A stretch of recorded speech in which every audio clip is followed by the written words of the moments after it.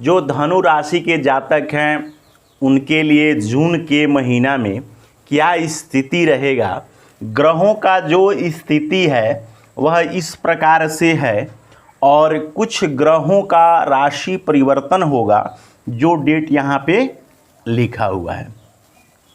इसके बाद यह कार्यक्रम जो है वह चंद्र राशि यानी कि जन्म राशि पर आधारित है।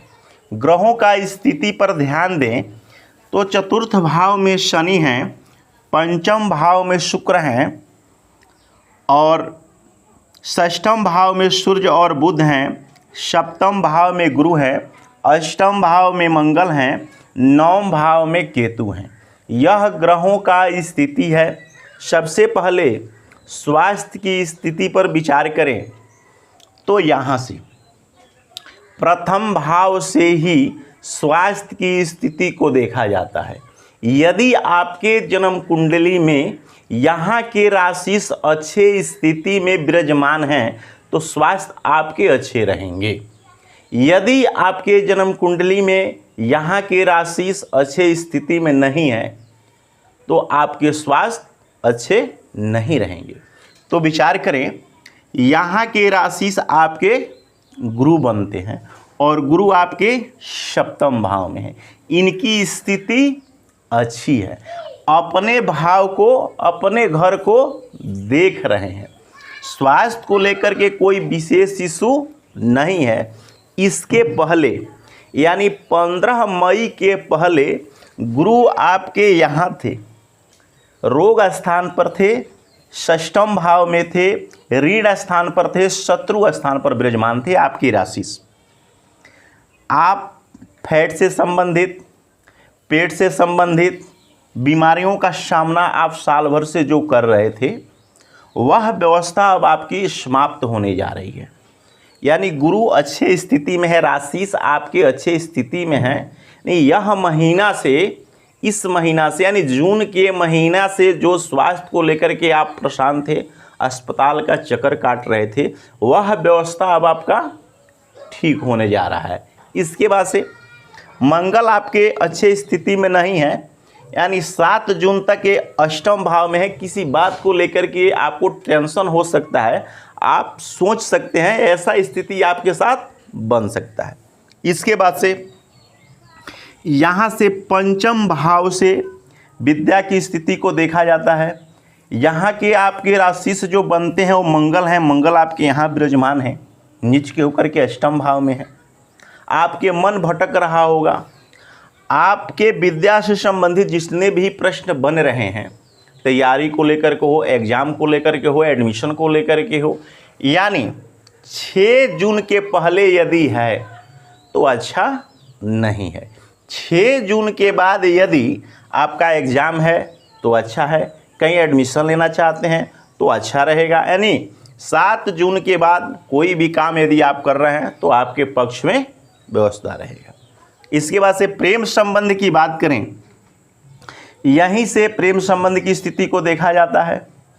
बुध आपके यहाँ बैठे हुए, बुध यहाँ आ जाएंगे 6 जून को और प्रथम भाव को देखेंगे। गुरु भी देख रहे हैं, मंगल भी आपके 7 जून को यहाँ चले जाएंगे। यानी 7 जून के बाद देखा जाए तो प्रेम संबंध का स्थिति बहुत ही अच्छा रहने वाला है, किसी प्रकार का कोई दिक्कत नहीं होगा।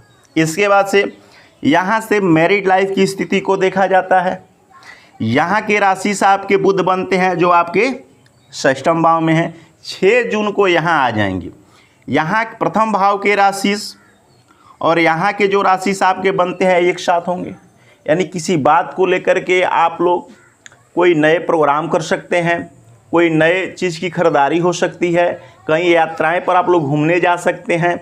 यानी 6 जून के बाद, इसके पहले आपके मैरिड लाइफ की स्थिति में थोड़ा बहुत जो अनमन चल रहा था, बातें नहीं हो रही थी या कलह हो चुका था, यह सारी व्यवस्थाएं समाप्त हो जाएगी 6 जून के बाद से। यानी मैरिड लाइफ की स्थिति बहुत ही अच्छी रहने वाली है 6 जून के बाद। इसके बाद से यहाँ से भाग्य की स्थिति को देखा जाता है। भाग्येश आपके सूर्य बनते हैं जो षष्ठम भाव में विराजमान है। इनका भी राशि परिवर्तन होगा, यानी 15 जून को यहाँ चले आएंगे। यदि कोई अति आवश्यक न हो तो किसी भी कार्य का शुभारंभ आप 15 जून के पहले न करें, अन्यथा 15 जून के पहले यदि करते हैं तो आपका लॉस हो सकता है।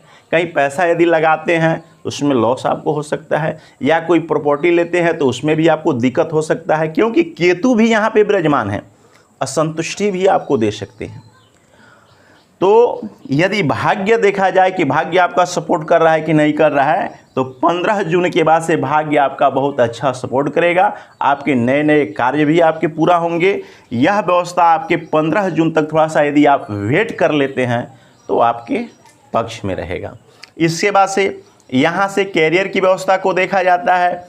यहाँ के राशि से आपके बुध बनते हैं और बुध आपके रोग स्थान पर विराजमान है। 6 जून के बाद से 6 जून के बाद जब यहाँ आ जाएंगे, सूर्य भी यहाँ आ जाएंगे, सूर्य भी देखेंगे, आपको साहस भी मिलेगा, आपको थोड़ा सा प्रमोशन का भी चांस बनेगा। यानी 6 जून के बाद यदि देखा जाए, जिन लोगों का जब नहीं है उन लोगों का जब लगने का भी चांस होगा। 15 जून के जब सूर्य यहाँ आ जाएंगे तो आपकी तारीफ भी होगी, आपके काम के भी लोड जो हैं वो कम हो जाएंगे, साहस भी आपका बढ़ जाएगा, ऐसा स्थिति आपके साथ बनेगा। इसके बाद से बिजनेस की व्यवस्था को देखा जाए, शुक्र आपके अच्छे स्थिति में है, बुध आपके 6 जून को यहाँ आ जाएंगे, मंगल भी 7, यानी 6-7 जून के बाद जो लोग बिजनेस में हैं उनके लिए बहुत ही अच्छा होने वाला है। डेली इनकम बहुत अच्छा रहेगा। 7 जून के पहले तक यदि पार्टनरशिप में आप कोई कार्य किए हैं तो थोड़ा सा अपने वाणी पर कंट्रोल करेंगे, क्योंकि मंगल आपके नीच के होकर के अष्टम भाव में विराजमान है। इसके बाद से क्या उपाय आपको फॉलो करना चाहिए? सबसे पहले मंगल के लिए आप हनुमान चालीसा का नित्य पाठ अवश्य करें। सूर्य के लिए उगते हुए सूर्य को आप जल दें। इसके साथ साथ आप जो है शनि के लिए भी शनि के मंत्र का जप कर सकते हैं। यह उपाय यदि आप फॉलो करते हैं तो समय आपके पक्ष में रहेंगे, कोई विशेष प्रकार का दिक्कत आपको नहीं होगा। धन्यवाद।